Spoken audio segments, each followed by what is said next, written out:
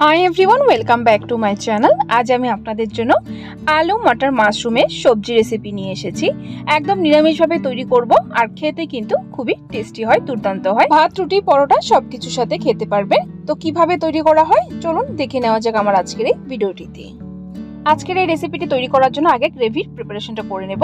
এখানে আমি নিয়েছি একটা বড় সাইজের টমেটো, নিয়েছি 4টি শুকনো লঙ্কা, আর নিয়েছি 1 ইঞ্চের মতো আদা। এখানে আপনারা শুকনো লঙ্কার বদলে কাঁচা লঙ্কা ইউজ করতে পারেন, আর ঝালটা নিজেদের স্বাদ অনুযায়ী দিবেন। অল্প একটু জল দিয়ে একটা মিহি করে পেস্ট তৈরি করে নেব। তো দেখুন বন্ধুরা, টমেটোর পেস্ট আমার তৈরি হয়ে গেছে। ঠিক এরকম ভাবে তৈরি করে নিতে হবে। তো এখন চলুন গুঁড়ো মশলার পেস্ট একটা তৈরি করে নিই। এখানে একটা বড় সাইজের বোল নিয়েছি, এর মধ্যে নিয়ে নিলাম 1 টিস্পুন পরিমাণ কাশ্মীরি লঙ্কা গুঁড়ো। কাশ্মীরি লঙ্কা গুঁড়োতে কিন্তু ঝাল হয় না, শুধু কালারের জন্য ইউজ করা হয়। আপনারা চাইলে লাল লঙ্কা গুঁড়োটাও ইউজ করতে পারেন, যেটা ঝাল হয়। তারপর এর মধ্যে নিয়ে নিলাম 1 টিস্পুন পরিমাণ হলুদ গুঁড়ো, 1 টিস্পুন পরিমাণ ধনে গুঁড়ো, আর নিয়ে নিলাম 1 টিস্পুন পরিমাণ জিরে গুঁড়ো। আপনাদের কাছে যদি গরম মশলা গুঁড়ো থাকে সেটাও একসাথে অ্যাড করে গুলে নিতে পারেন। এখন এর মধ্যে দিয়ে দিব জল দিয়ে তারপর ভালো করে গুলে নেব। এইভাবে মশলাটা গুলে নিলে কিন্তু সুন্দর গ্রেভির সাথে মিক্স হয়ে যায়, আর গুলে নিলে এইভাবে মশলার কোয়ান্টিটিটাও কিন্তু বেড়ে যায়। তো দেখুন বন্ধুরা, ভালো করে গুলে নিয়েছি। এখন এটাকে সাইডে রেখে তো চলুন এখন রান্নাটা শুরু করা যাক। এখানে আমি একটা কড়াই বসিয়ে দিয়েছি, এর মধ্যে বেশ কিছুটা সরষের তেল দিয়ে ভালো করে গরম করে নিয়েছি। তেল গরম হয়ে গেলে এর মধ্যে আগে আলুগুলো ভেজে নেব। আলুগুলোকে এভাবে ছোট ছোট টুকরো করে কেটে নিয়েছি। আলুর মধ্যে নুন আর হলুদ গুঁড়ো দিয়ে সুন্দর আলুগুলোকে লালচে করে ভেজে নেব। আলুগুলোকে আগে ভেজে নিলে কিন্তু এইভাবে সুন্দর টেস্ট আসে একটা আলুর মধ্যে। সো দেখুন বন্ধুরা, আলুগুলো সুন্দর লালচে করে ভেজে নিয়েছি। এইভাবে কড়া করে ভাজবেন, খেতে কিন্তু ভালো হয়। এখন আলুগুলোকে একটা আলাদা পাত্রে তুলে নেব। সো দেখুন বন্ধুরা, সবগুলো আলু তুলে নিয়েছি। এখন ওই সেম তেলের মধ্যে দিয়ে দিব কিছু গোটা গরম মশলা। এখানে দিয়ে দিলাম 4টে লং, 3টে এলাচ, আর দিয়ে দিলাম 1 ইঞ্চি মতো দালচিনি, আর ফোড়নে দিয়ে দিলাম 1 টিস্পুন পরিমাণ গোটা জিরে, আর দিয়ে দিলাম সামান্য পরিমাণ হিং। যেহেতু নিরামিষ রান্না, একটু হিং দিলে খেতে ভালো হয়। যদি অপছন্দ করেন তাহলে হিংটা স্কিপ করতে পারেন। গরম মশলাটাকে দিয়ে ভালো করে একটু সময় ভেজে নেব। তারপর এর মধ্যে অ্যাড করে দেব পেস্ট করে রাখা টমেটোটাকে। টমেটো পেস্টটাকে দিয়ে ভালো করে নেড়ে চেড়ে একটু সময় কুক করে নেব। যতক্ষণ না টমেটোর কাঁচা ভাবটা চলে যাচ্ছে ততক্ষণ অবধি টমেটোটাকে কুক করব। এর মধ্যে আমি অ্যাড করে দিলাম স্বাদ মতো নুনটাকে দিয়ে আবারও ভালো করে নেড়ে চেড়ে একটু সময় কুক করে নেব।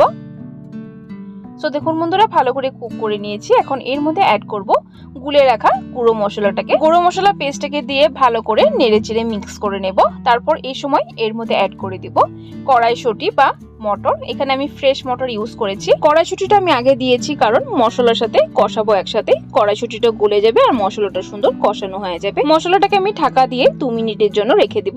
ঢাকা দিয়ে কষাবো, তাহলে কড়াইশুঁটিগুলো গলে যাবে আর মশলাটা খুবই তাড়াতাড়ি কষানো হয়ে যাবে। সো বন্ধুরা, 2 মিনিট হয়ে গেছে। 2 মিনিট পর ঢাকনাটা তুলে দিয়ে আবারও ভালো করে নেড়ে চেড়ে নিচ্ছি। মশলার উপর কিন্তু তেল ভেসে উঠেছে, তার মানে মশলাটা আমার কষানো হয়ে গেছে। মশলাটাকে আমি আরো ভালো করে কষাবো যতক্ষণ না মশলাটা সুন্দর শুকনো শুকনো হয়ে যাচ্ছে। এই সময় আমি অ্যাড করে দিলাম মাশরুম কিন্তু এখানে আমি যে কন্টেনারে পাওয়া যায় সেই মাশরুমটা ইউজ করেছি। মাশরুমটাকে গরম জলে ভালো করে ধুয়ে নিয়েছি, তারপর দুফালা করে কেটে নিয়েছি। আর মশলার সাথে মাশরুমটাকেও কষাবো। এই সবজিতে কিন্তু মাশরুমটাকে আগে ভাজার প্রয়োজন নেই, এই সময় দিয়ে দিলেই সুন্দর হয়ে যাবে। এখন মশলার সাথে মাশরুমটাকে মিডিয়াম ফ্লেমে রেখে সুন্দর ভালো করে কষিয়ে নেব 3 থেকে 4 মিনিট সময়। সো দেখুন বন্ধুরা, ভালো করে কষিয়ে নিয়েছি, একদম শুকনো শুকনো হয়ে গেছে। এখন এর মধ্যে অ্যাড করে দেব জলের পরিমাণটা একটু বেশি দিতে হবে, কারণ ভেজে রাখা আলুগুলো অ্যাড করতে হবে। জল দিয়ে ভালো করে নেড়ে চেড়ে মিক্স করে নেব। গ্রেভিটা কিন্তু আমি বেশি পাতলাও করব না বা বেশি ঘনও রাখবো না। আপনারা জলটা নিজেরা একটু বুঝে দিবেন কতটা ঘন বা পাতলা রাখবেন। এখন আমি ঢাকা দিয়ে ভালো করে একটা বয়েল আনিয়ে নেব। সো বন্ধুরা দেখুন, একটা বয়েল ভালো করে এসে গেছে। এখন ভালো করে নেড়ে চেড়ে এর মধ্যে অ্যাড করে দেব ভেজে রাখা আলুগুলো।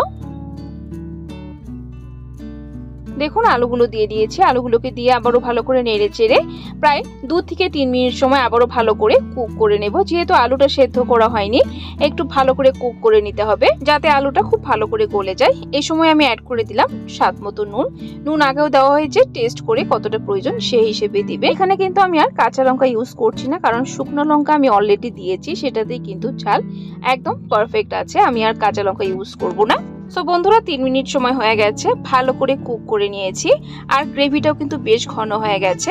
এখন লাস্ট এর মধ্যে অ্যাড করে দিলাম কাস্তুরি মেথি। কাস্তুরি মেথিটা কিন্তু অবশ্যই দেবেন, খুবই ভালো একটা ফ্লেভার আসে। কাস্তুরি মেথিটাকে দিয়ে ভালো করে নেড়ে চেড়ে গ্যাসের ফ্লেমটা বন্ধ করে দেব। তৈরি হয়ে গেছে আমার আলু মটর মাশরুমের সবজি। এটাকে আমি একটা আলাদা পাত্রে সার্ভ করে নিচ্ছি। দেখুন কতটা সুন্দর কালার হয়েছে। এই রেসিপিটি কিন্তু খেতে দুর্দান্ত হয়। আবারও বলছি, অবশ্যই একবার এইভাবে ট্রাই করে দেখতে পারেন নিরামিষ দিনে।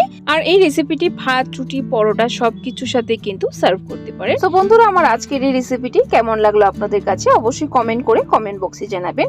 আর যদি রেসিপিটি ভালো লেগে থাকে তাহলে কিন্তু একটা লাইক অবশ্যই দিয়ে দিবেন। আরও এরকম নিরামিষ রেসিপির আপডেট পাওয়ার জন্য আমার চ্যানেলটাকে সাবস্ক্রাইব করে দিবেন। সাবস্ক্রাইব করে পাশে থাকা বেল আইকনটা ক্লিক করে অবশ্যই অল করে দিবেন। তাহলে আমার চ্যানেলে যখনই কোনো নতুন রেসিপি আসবে নোটিফিকেশন আপনাদের কাছে পৌঁছে যাবে। ভিডিওটি যদি আপনারা ফেসবুকের থেকে দেখছেন তাহলে অবশ্যই পেজটাকে ফলো করে দিবেন। ভিডিওটি সম্পূর্ণ দেখার জন্য অসংখ্য ধন্যবাদ। ভালো থাকবেন, সুস্থ থাকবেন।